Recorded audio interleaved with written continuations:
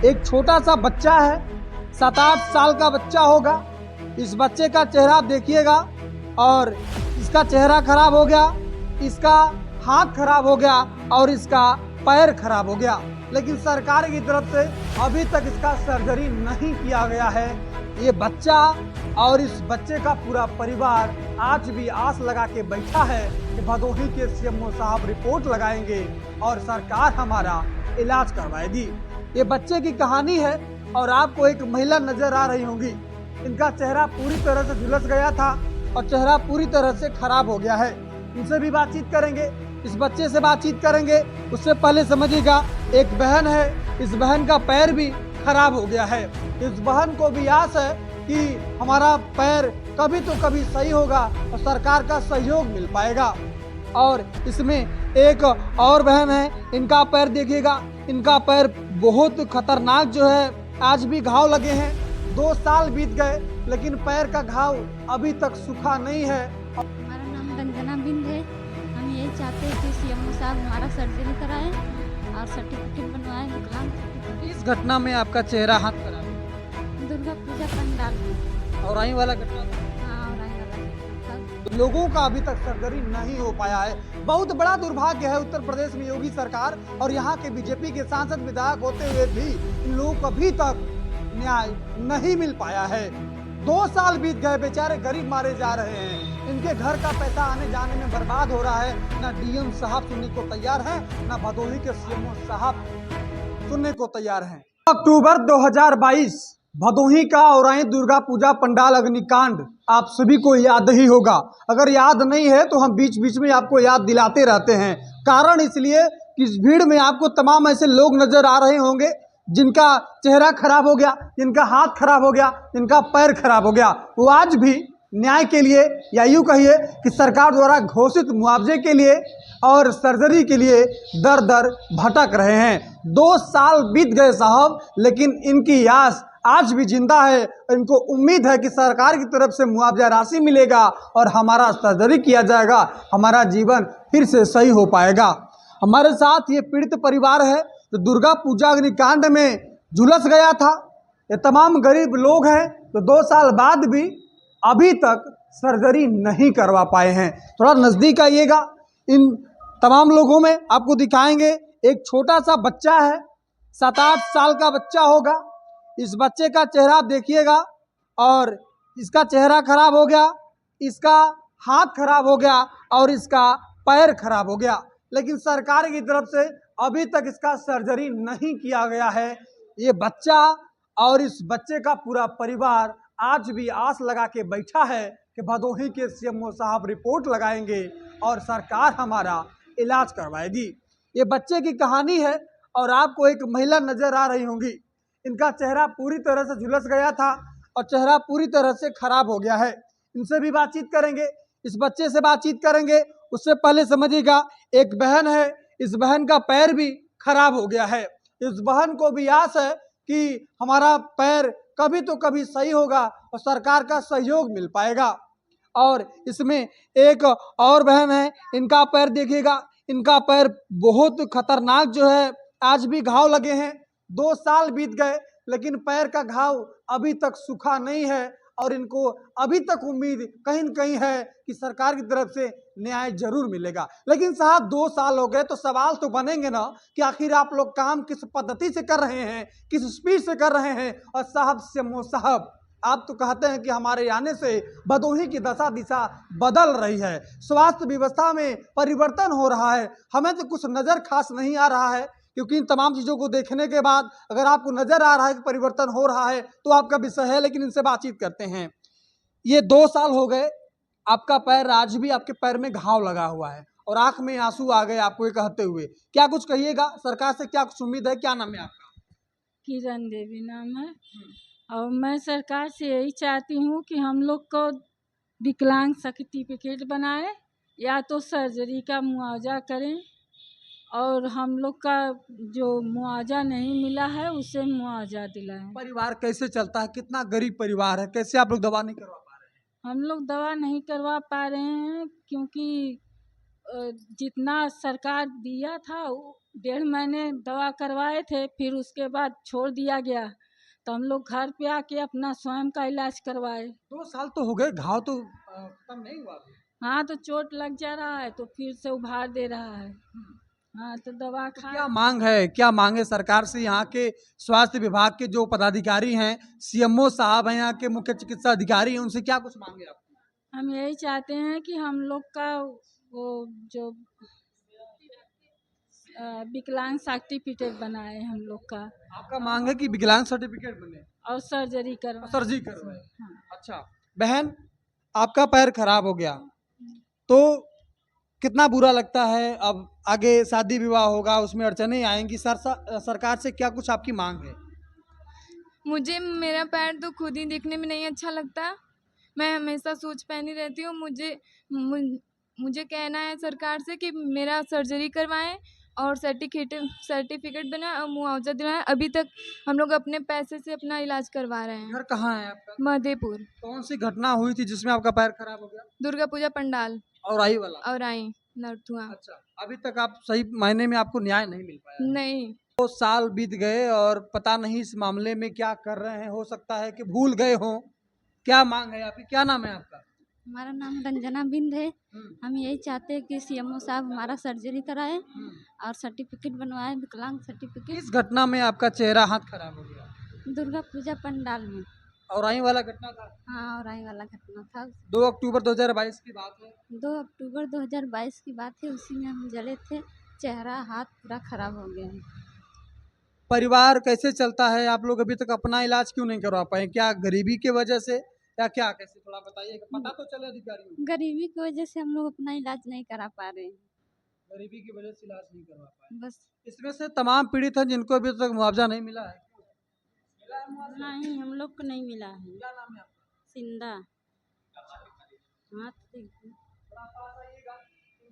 इनका भी हाथ देखिएगा, बहुत बुरी तरह से झुलसा हुआ है और इनको भी सर्जरी की आवश्यकता है। और ये लोग आज भी जो है दर दर भटक रहे हैं।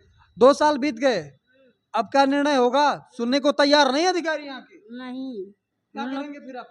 हम लोग को मुआवजा चाहिए। हम लोग गरीब आदमी कितना दवाई करती, 2 साल से दवाई करत चली आवत है।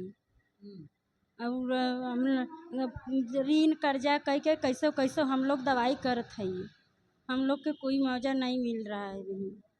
2 साल बीतने को है और धन यहाँ की मीडिया, यहाँ के नेता, यहाँ के समाज सेवी इस पूरे मामले पर जो है पर्दा डालने को तैयार हैं, कोई चर्चा करने को तैयार नहीं है। खैर, हमारे साथ जो है हिंदू युवा संगठन के अध्यक्ष नीतीश चौबे जी हैं।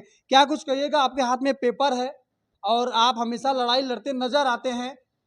इन तमाम पीड़ित परिवार को न्याय मिलेगा कि नहीं मिलेगा? देखिए, अभी ये जो पेपर है, आपने पेपर की बात किया है, तो पेपर ये है, माननीय मुख्यमंत्री जी को हमने सभी जो हमारे पीड़ित परिवार है यहाँ पे आए हुए हैं, और माननीय मुख्यमंत्री जी को हम पत्रक लिखेंगे यहाँ के विषय में। पूरे जो अभी तक शासन और प्रशासन, जो हमारे सीएमओ हैं, डीएम साहब है, जिनकी वजह से आज तक इन गरीब परिवार जो है, कभी जो उनको मिलना चाहिए था मुआवजा या सर्जरी की जो आवश्यकता है या विकलांग सर्टिफिकेट की जो ज़रूरत है, ये सारी चीज़ों की इनकी बहुत ही आवश्यकता है। बहुत ही कम, ऐसा है कि बहुत ही छोटा काम है, लेकिन वो लोग करना नहीं चाहते हैं। और हमें लगता है कि सरकार भी किसके लिए काम करती है, या जो प्रशासन बैठा है किसके लिए काम करती है? अंत्योदय व्यक्ति के लिए, गरीब के लिए, जिसको कोई चीज़ से वंचित है, उसको देने के लिए बैठी हुई है। कहीं ना कहीं दुर्गा पंडाल में आग लगी 2 अक्टूबर 2022 की ये घटना, आपने जैसा कि आप जानते ही हैं। उसके बाद घटना के बाद आज मृतक में लगभग सभी को मुआवजा मिला। 18 लोगों को कम से कम, जो पीड़ित परिवार थे जिनको गंभीर रूप से घायल थे, उसमें भी 18 लोगों को मिला। लेकिन आज भी 64 लोगों की ऐसी संख्या है, उनको सर्जरी की आवश्यकता है, मुआवजे की आवश्यकता है, विकलांग सर्टिफिकेट की आवश्यकता है। इसमें अभी बीच में हम लोग कहीं व्यस्तता थी, जिसके नाते अभी हम बीच में शांत थे। अभी चुनाव का माहौल था, लोकसभा का चुनाव था, उस समय तक थोड़ा शांति थी, हम भी कहीं व्यस्तता थी। लेकिन उसके आने के बाद अभी सीएमओ साहब से मिला गया है, तो निश्चित रूप से उन्होंने कहा कि विकलांग सर्टिफिकेट के लिए हम तैयार हैं। लेकिन जब हम उसी दिन हम डीएम साहब से भी मिले, तो डीएम साहब ने वहाँ 3 चीज़ों का जिक्र किया गया था।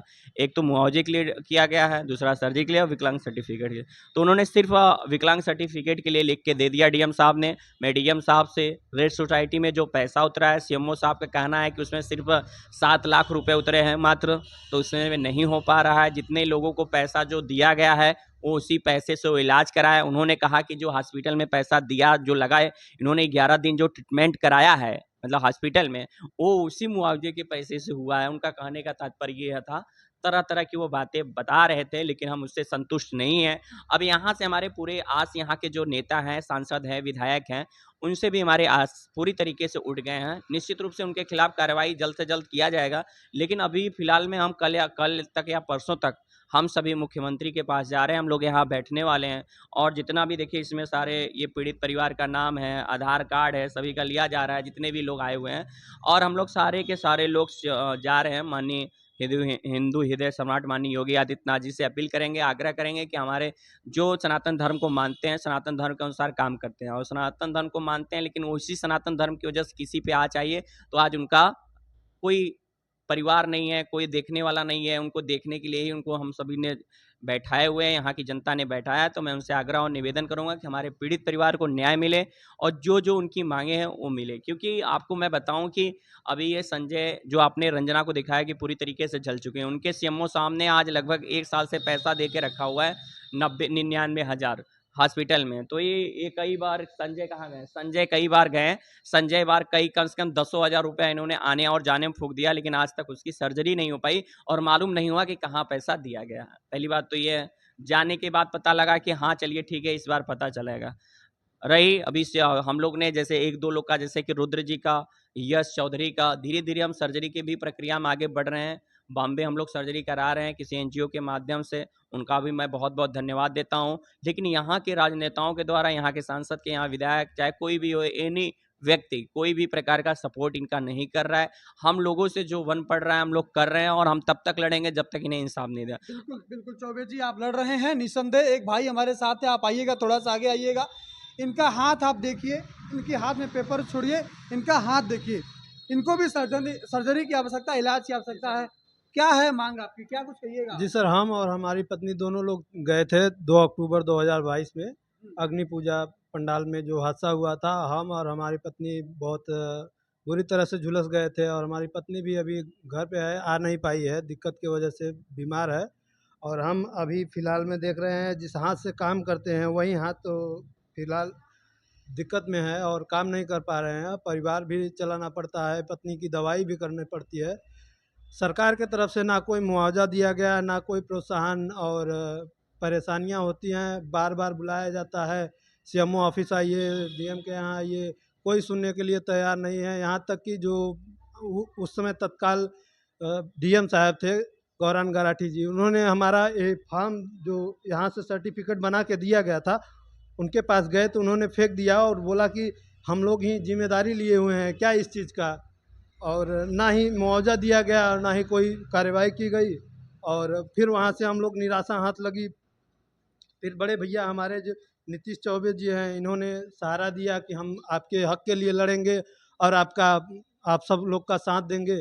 उन्हीं के विश्वास पे, उन्हीं के सहयोग से हम लोग यहाँ पे हैं, और यही आशा है कि अब यहाँ पे मुख्यमंत्री के दरबार में जाकर वहाँ पे ठीक है, आप लोग मुख्यमंत्री जी के पास जाइएगा और अपना हक अधिकार मांगिएगा।